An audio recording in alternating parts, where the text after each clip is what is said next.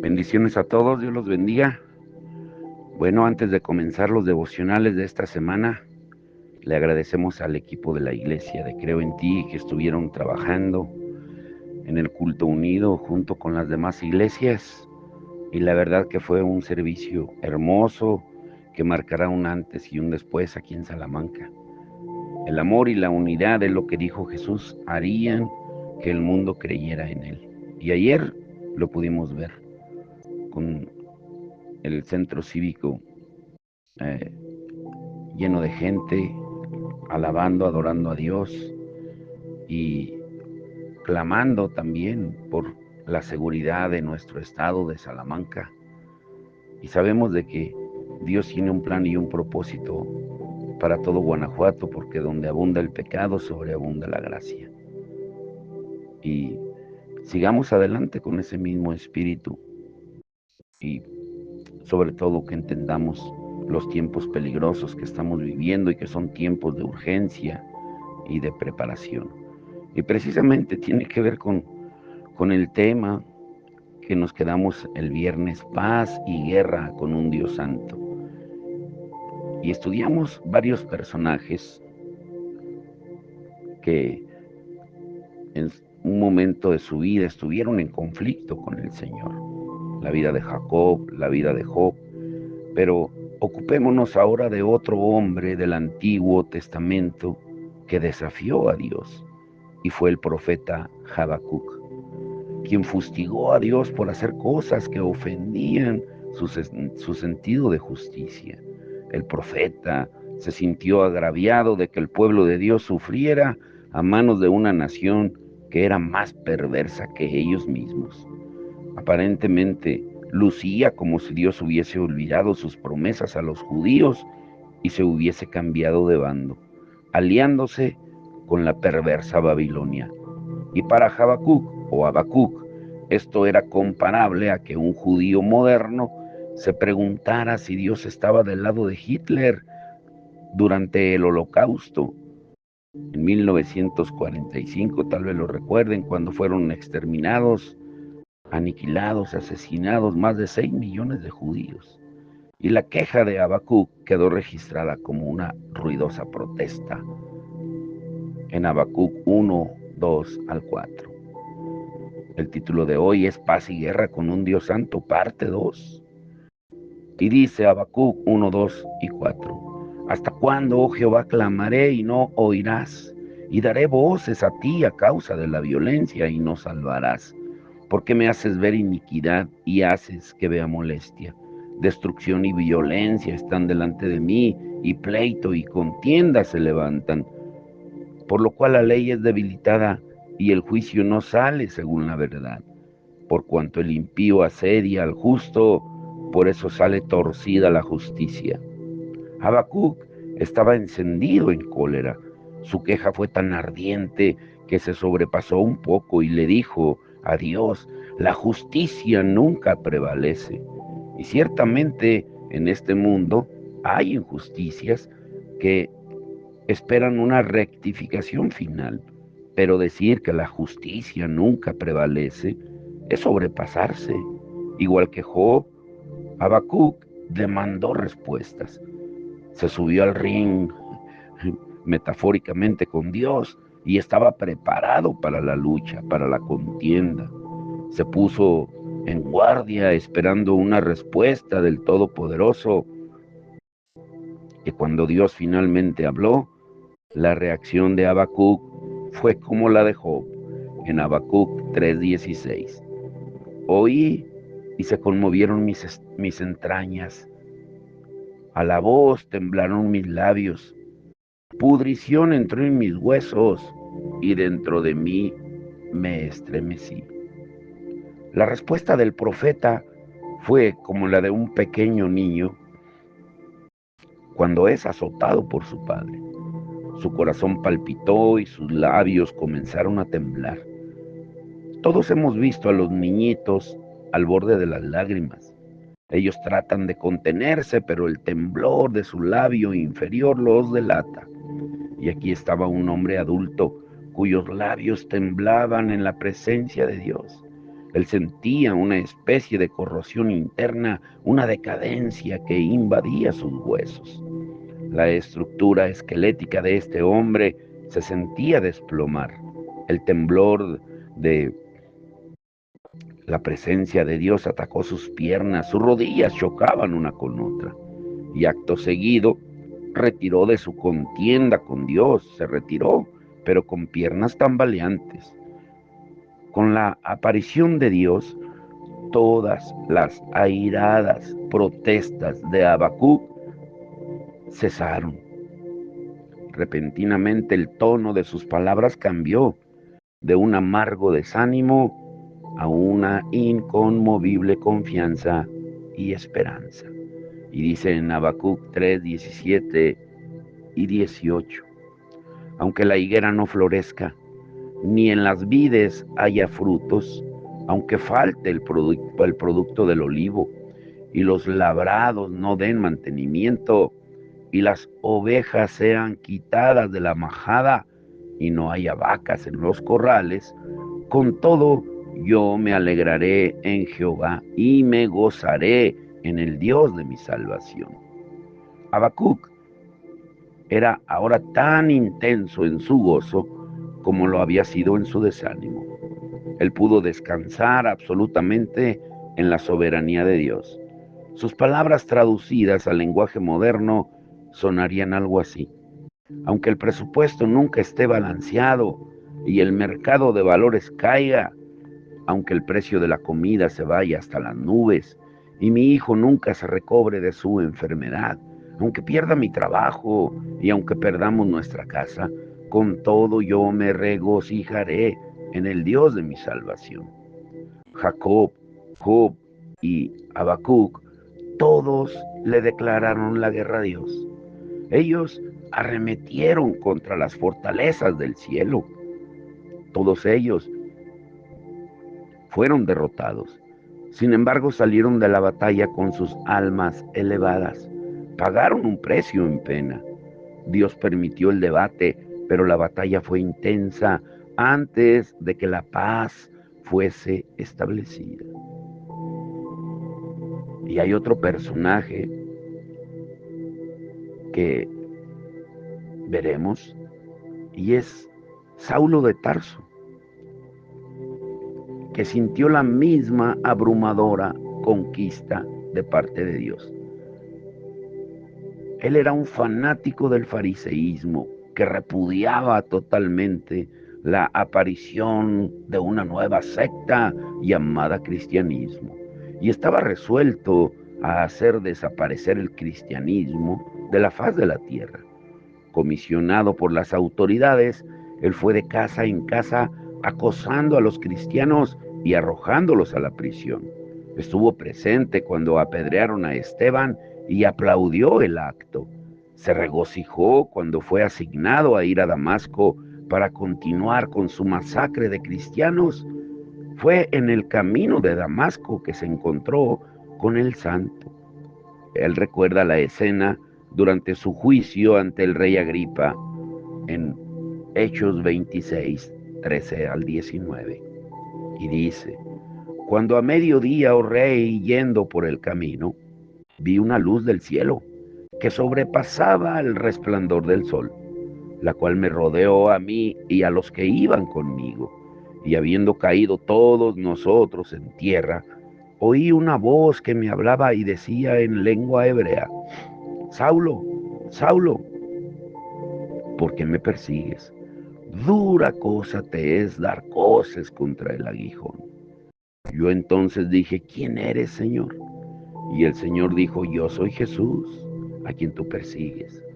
Pero levántate y ponte sobre tus pies, porque para esto he aparecido a ti, para ponerte por ministro y testigo de las cosas que has visto, y de aquellas en que me apareceré a ti, librándote de tu pueblo y de los gentiles, a quienes ahora te envío para que abras sus ojos, para que se conviertan de las tinieblas a la luz y de la potestad de Satanás a Dios, para que reciban por la fe que es en mí perdón de pecados y herencia entre los santificados, por lo cual, oh rey Agripa, no fui rebelde a la visión celestial.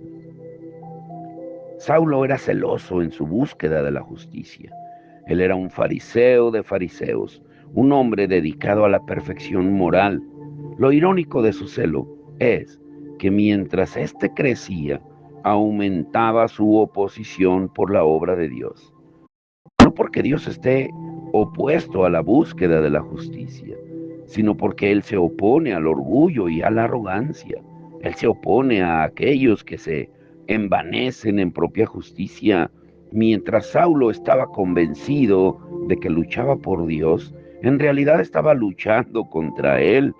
Y en esta irónica batalla, él estaba destinado a una confrontación definitiva con el mismo Cristo al que se oponía. Uno de los nombres por los cuales Dios se reveló en el Antiguo Testamento es el nombre de El Shaddai. Este nombre significa el tronador o el todopoderoso. Y fue con este nombre que Dios se apareció a Job. Lo que Job experimentó fue el sobrecogedor poder de un Dios soberano que se impone sobre todo hombre y que no puede ser dominado por nadie. Saulo se encontró con el poder del Todopoderoso en el camino de Damasco. Y la experiencia de Saulo en el camino del desierto comenzó con la aparición de una luz refulgente. El camino del desierto al mediodía era un lugar donde la brillantez del sol era particularmente fuerte. Bajo condiciones normales, la luz del sol ahí es intensa. Para que cualquier otra luz fuese notada en medio del sol del desierto, tiene que haber sido una luz extraordinaria. Saulo habló de ella como una luz más brillante, más radiante que el sol. Él la describió como una luz del cielo. La expresión luz del cielo no significa una luz desde el cielo. Saulo estaba en la presencia de la gloria celestial de Dios. La gloria de Dios es la manifestación externa de su santidad. La refulgencia de su gloria es tan titilante, tan brillante, que eclipsa al sol del mediodía. En el libro de Apocalipsis, nosotros leemos de la apariencia de la Nueva Jerusalén, la ciudad que desciende del cielo. Apocalipsis 21, 22 y 23 dice: y no vi en ella templo, porque el Señor Dios Todopoderoso es el templo de ella y el Cordero. La ciudad no tiene necesidad de sol ni de luna que brillen en ella, porque la gloria de Dios la ilumina y el Cordero es su lumbrera. La Nueva Jerusalén no tiene sol simplemente porque no tiene necesidad de sol. La gloria de Dios y de su Cristo es tan brillante que el sol mismo es opacado por ella. Saulo fue enceguecido por sus rayos. Consideremos lo que sucede a la gente si miramos directamente hacia el sol. En tiempos de eclipse solar, la gente es atraída por el extraño espectáculo de una sombra pasando sobre el sol. Hay una fuerte tentación de mirar hacia él. Sin embargo, aún con eclipse, nosotros encontramos que es doloroso y peligroso mirar directamente al sol. Los noticieros nos advierten de no hacerlo, porque corremos el peligro de dañar nuestros ojos. Si no es posible mirar directamente hacia el sol durante un eclipse, cuánto más severa sería la brillantez que literalmente deslumbra al sol. La gloria de Dios alcanza una magnitud de brillantez mucho más allá de la que el sol alcanza cuando brilla en toda su fuerza. Ningún ángel se apareció para pelear con Saulo, pero una fuerza sobrenatural lo derribó al suelo. En un instante Saulo quedó ciego. No hubo advertencia ni susurro de viento que lo alertara. Soberana y poderosamente fue derribado por completo al suelo del desierto con la luz del cielo. Vino una voz descrita más tarde como el sonido de muchas aguas, una voz que ruge como una explosiva catarata que cae sobre rocas. Saulo dice que la voz le habló en arameo, el lenguaje nativo de Jesús. La voz se dirigió personalmente a Saulo repitiendo su nombre: Saulo, Saulo. Esta doble forma de dirigirse indicaba una intimidad personal.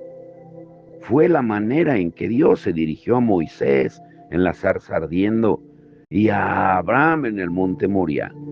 Fue la forma en que Jesús lloró sobre Jerusalén y se dirigió a su Padre en las horas tenebrosas de la cruz. Saulo, Saulo, ¿por qué me persigues? Ahora, notemos que la voz no le preguntó a Saulo por qué estaba persiguiendo a la iglesia de Cristo. Fue más bien: ¿por qué me persigues a mí? Atacar a la iglesia de Cristo es atacarlo a él. Luego preguntó: ¿por qué das coces contra el aguijón? Los aguijones eran agudos clavos implantados en un marco de madera pegado a las carretas detrás de los bueyes que las tiraban.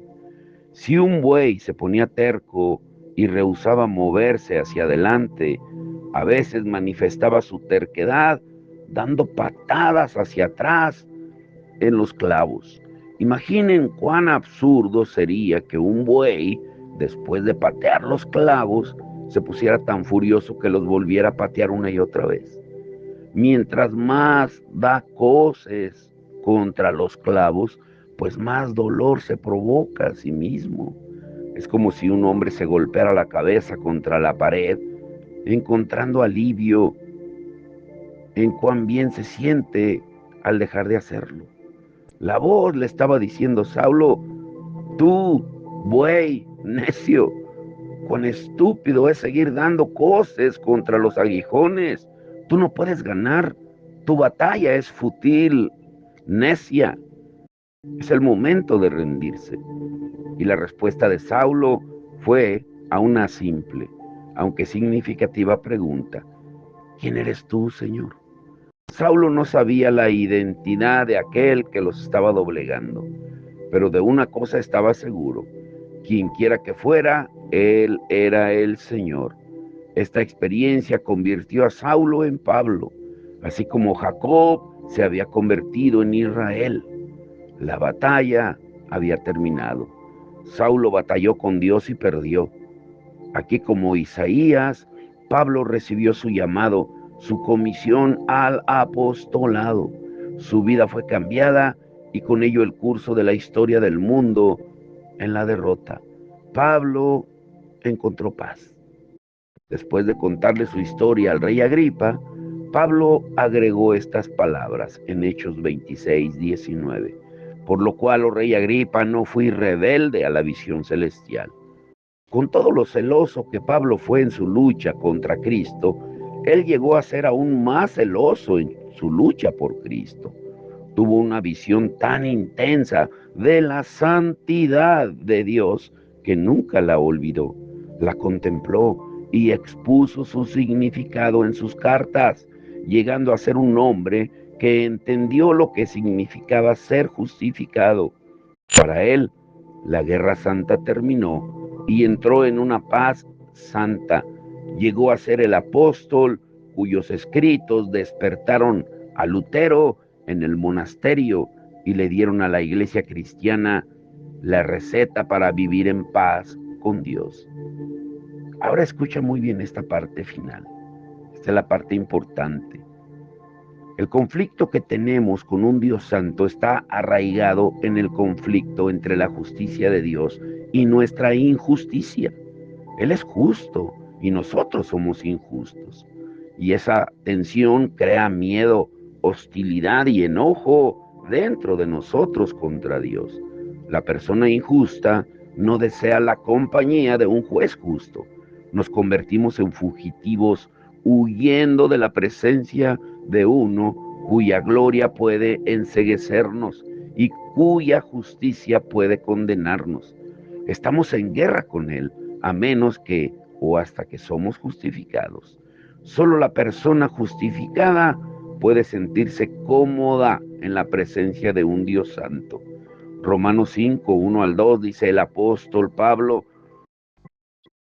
cómo los beneficios inmediatos vienen con los frutos de la justificación. En su epístola a los romanos, él explica lo que nos sucede cuando somos justificados, cuando somos cubiertos con la justicia de Cristo que es por fe. Y dice en Romanos 5, 1 al 2, justificados pues por la fe, tenemos paz para con Dios por medio de nuestro Señor Jesucristo, por quien también tenemos entrada por la fe a esta gracia en la cual estamos firmes y nos gloriamos en la esperanza de la gloria de Dios. El primer fruto de nuestra justificación es paz con Dios.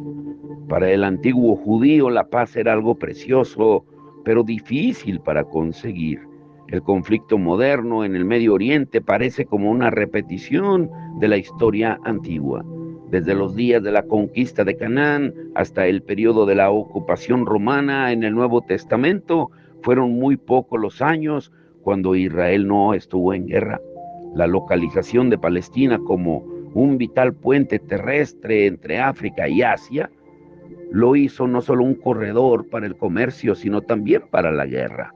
La pequeña Israel con frecuencia se encontraba atrapada entre los poderes mundiales que competían entre sí y era usada como una bola de ping-pong, golpeada por raquetas de generales. Los judíos ansiaban la paz, ellos anhelaban el día cuando las espadas fuesen convertidas en arados, esperaban la era cuando el príncipe de paz traería a su fin las incesantes hostilidades. Era tan importante para ellos su búsqueda por la paz que la misma palabra paz se convirtió en su saludo diario.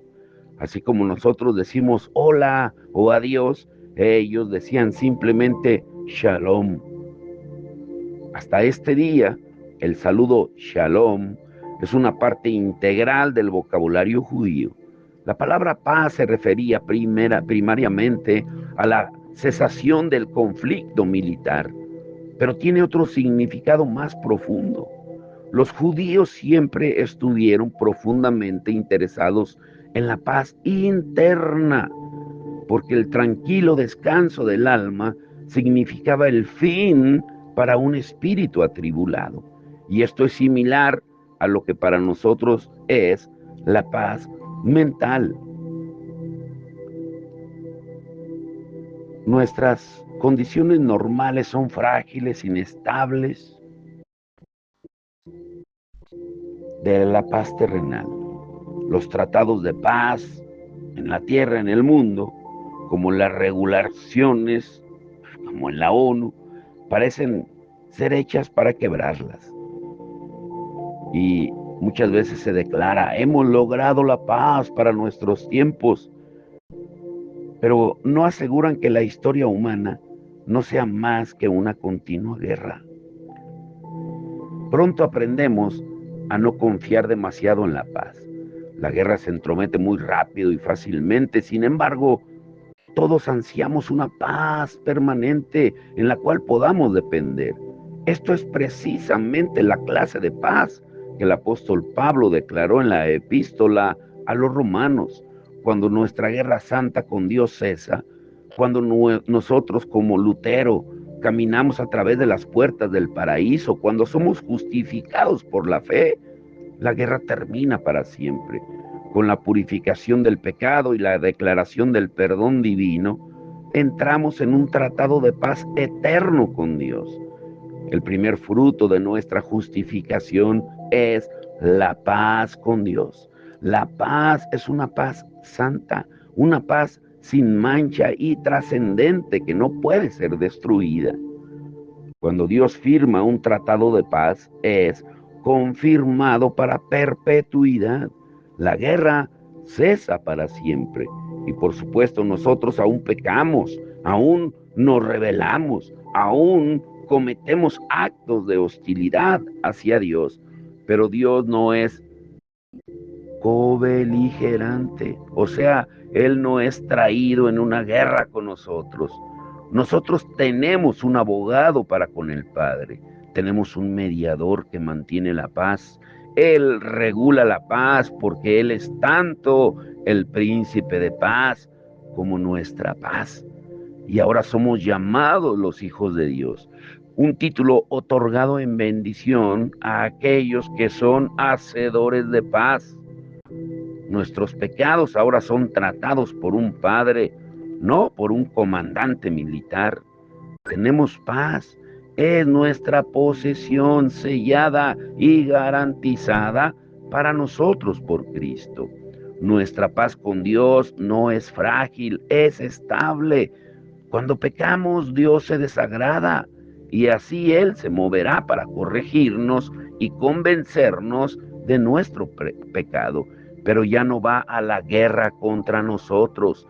Su arco ya no está preparado y los dardos de su ira ya no están dirigidos a nuestros corazones. Él no desenvaina su espada cada vez que quebramos el tratado. La paz que viene por la justificación no es solo externa, es decir, la sensación de guerra. Los más profundos anhelos por una paz interna también están cumplidos en Cristo. Alguien dijo alguna vez: tú nos has hecho para ti mismo y nuestro corazón está inquieto hasta que haya su descanso en ti. Todos sabemos lo que significa ser golpeado con una inquietud interna. Sabemos el amordazante sentimiento de vacío y de culpa que viene de estar separados de Dios. Una vez que nuestra paz es establecida, ese terrible vacío es llenado y nuestros corazones pueden estar quietos. El Nuevo Testamento le llama a esta paz la paz que sobrepasa todo entendimiento. Es una paz santa, una paz diferente a la paz común y terrenal. Es la clase de paz que solo Cristo puede brindar, la clase de paz que Él mismo posee.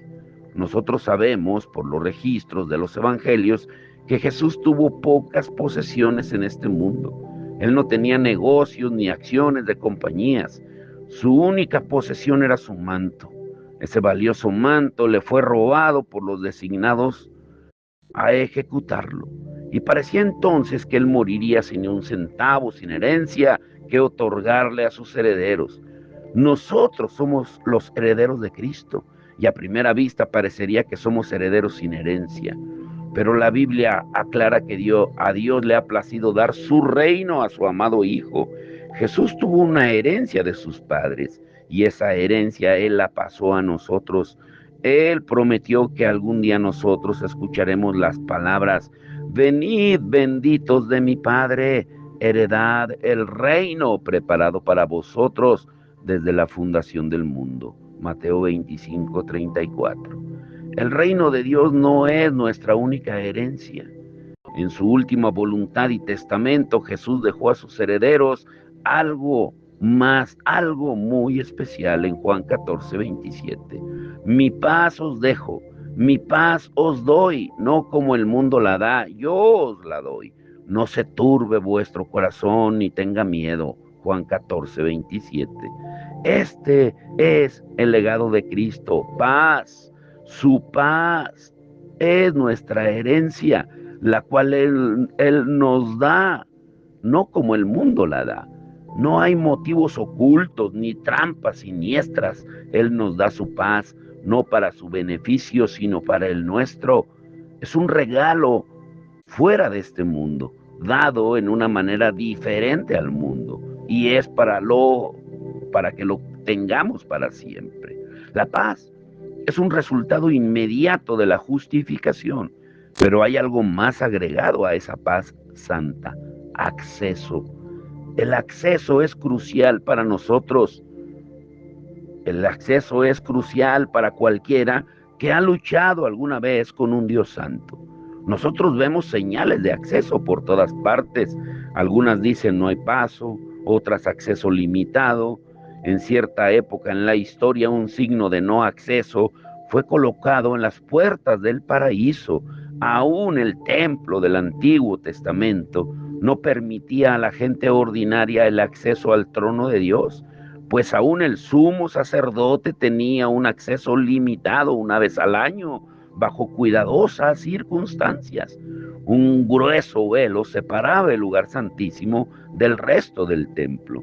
Estaba fuera de los límites, había un área restringida. Ninguna admisión era permitida al creyente común y corriente. En el momento en que Jesús fue inmolado, en el instante en que el justo moría por los injustos, el velo en el templo fue roto. La presencia de Dios se hizo accesible para nosotros, para el cristiano, y ha sido removida la señal de no acceso de las puertas del paraíso. Ahora nosotros podemos caminar libremente en Tierra Santa. Tenemos acceso a su gracia y más aún tenemos acceso a Él. La gente justificada ya no necesita decirle al santo: apártate de mí porque soy hombre pecador. Ahora podemos sentirnos bienvenidos en la presencia de un Dios santo. Podemos llevar nuestras preguntas a Él. Él no está demasiado remoto para escuchar nuestro clamor. Venimos cubiertos por la justicia de Cristo. Podemos sentirnos bienvenidos en la presencia de Dios. Y por supuesto, aún venimos asombrados en un espíritu de reverencia y adoración. Pero la maravillosa noticia es lo que dice Hebreos 4, 14 al 16. Por tanto, teniendo un gran sumo sacerdote que traspasó los cielos, Jesús, el Hijo de Dios, retengamos nuestra profesión, porque no tenemos un sumo sacerdote que no pueda compadecerse de nuestras debilidades, sino uno que fue tentado en todo según nuestra semejanza, pero sin pecado.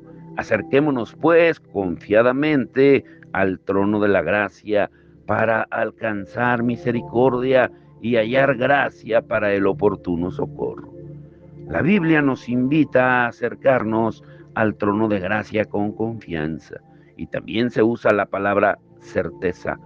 Siendo justificados podemos tener seguridad al acercarnos a Dios. Tener certeza o confianza no debe ser confundido con ser arrogante o pretencioso. Usa fue más que confiado, él fue arrogante. Nadab y Abiú abusaron de la confianza, insultando la majestad de Dios. Nosotros debemos venir a su presencia confiados y seguros. No hay necesidad de retirarnos de Él o vacilar para entrar en su presencia. Pero cuando nos acercamos, debemos recordar dos cosas: quién es Él y quiénes somos nosotros. Y quédate con esto: para el cristiano la guerra se ha terminado. La paz ha sido establecida. El acceso al Padre es nuestro, pero aún debemos temblar delante de nuestro Dios. Él aún es santo. Nuestro temblor es el temblor de la admiración y la veneración, no el temblor de la cobardía o del miedo de un pagano que se asusta por el ruido de una hoja. Lutero lo explicó así: temamos a Dios, no con un miedo servil como de un prisionero ante su atormentador, sino como hijos que no desean desagradar a su amado Padre. Venimos a Él en confianza, venimos a Él con seguridad, tenemos acceso, tenemos una paz santa. Ahora, piensa en esto para el día de mañana. A medida que tú reflexionas sobre lo que has aprendido y redescubierto sobre la santidad de Dios durante estas semanas, te pido que respondas a estas preguntas y, si puedes, anótalas o platícalas con alguien. Número 1, ¿has sido involucrado por Dios o has estado involucrado con Dios en un conflicto como lo hizo con Jacob, y cuál fue el resultado? ¿O has desafiado alguna vez a Dios como lo hizo Job, y cuál fue la respuesta de Dios? ¿O tal vez has peleado como Habacuc, y cómo terminó esa batalla? ¿Estás dispuesto a someterlo al Señor?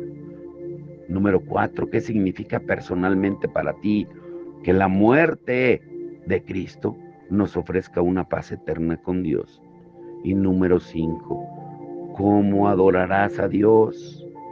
Por darnos un ilimitado acceso a su presencia. Meditemos en todo eso. Y mañana vamos a enfatizar el mandamiento más olvidado, que yo estoy eh, confiado de que ya lo sepamos. ¿Y sabes cuál es? Sed santos porque yo soy santo. Mañana lo estudiaremos a profundidad. Padre, en el nombre de Jesús te damos gracias.